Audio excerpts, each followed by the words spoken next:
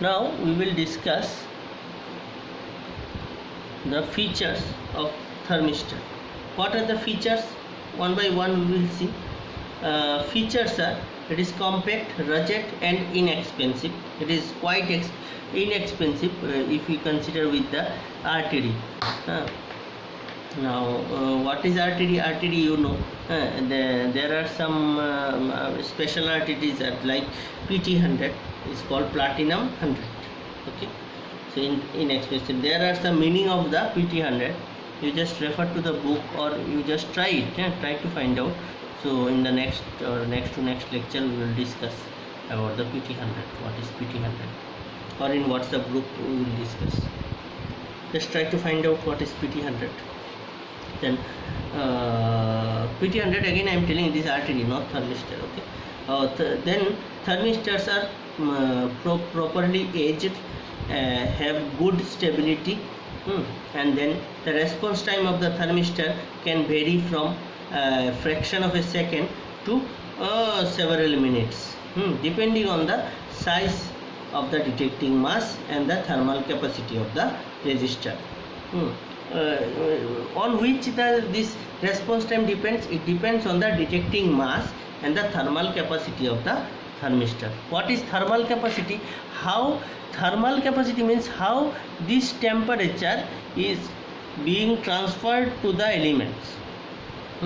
And the detecting mass means if this is the big plate and you have placed a small mass m for measurement of the temperature, then it cannot be done. So a specific amount of mass must be applied, of the element's mass must be there, so that it can measure the temperature. Okay, or else it will melt. If it is a very quite few mass, then it will melt. So it varies inversely with the dissipation factor. You remember this. It varies inversely with the dissipation factor. The power dissipation factor varies with the degree of thermal isolation of the thermistor element. Next, the upper operating limit of temperature for the thermistor is dependent on physical changes in the material or solder used in attaching the electrical connections, and is usually 400 degree or less. The lower limit of temperature is normally determined by the resistance reaching such a high value that it cannot be measured by standard methods. Okay, these are some salient features of the thermistor. There are several features. Now we'll okay, next features we will see. The measuring current should be maintained to as low a value as possible, so that self-heating of thermistor is avoided. Otherwise errors are introduced on account of change of resistance caused by self-heating. So you know this, in the RTD case also we have told that the self-heating must not be there. Where it is not possible to avoid self-heating, thermistor stability can be maintained at given temperature by using an auxiliary heating element. If this cannot be avoided, then auxiliary heating element must be there to maintain its stability. The average power dissipation can be effectively reduced and the highest sensitivity retained by energizing the thermistor with pulses of measuring power. Okay, next feature is thermistor can be installed at a installed at a distance from their associated measuring circuits if elements of high resistance are used such that the resistance of leads is negligible. So always we treat like this, that the lead resistance or contact resistances may be neglected. This way the resistance of leads does not affect the readings, and hence errors on this count are negligible. Okay, so these are different features of thermistor. Now what are the applications of thermistor? Say it can be used for measurement of temperature, then control of temperature, then as we have seen that compensation purpose,